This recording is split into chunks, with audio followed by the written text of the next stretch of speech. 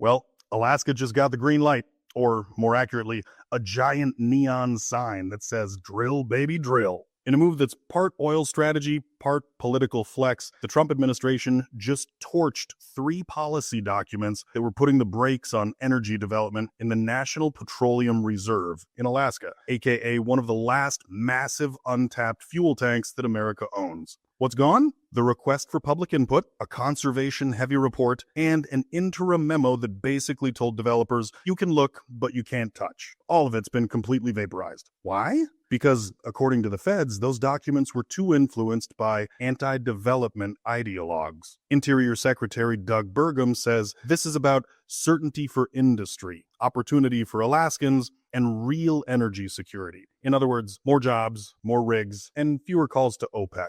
The rollback follows Trump's executive orders with subtle titles like Unleashing Alaska's Extraordinary Resource Potential. No room for nuance there. Let's be clear. The National Petroleum Reserve was literally set up by Congress to produce oil. That's its job. The administration says the previous guard twisted that intent into a slow, bureaucratic no-go zone. So now they're flipping the switch. Back to leases, back to development, and back to business. Locals on the North Slope are cheering. The claim is that the now rescinded rules ignored Alaska voices, economic realities, and yes, the entire fact that the reserve exists to supply domestic energy. This is Washington's version of clearing the runway. So what happens next? Expect more lease sales, fewer red flags, and a whole lot of arguments between environmental watchdogs and energy executives. Bottom line, Alaska just became central again in the fight for American energy dominance, and it looks like the gloves are off.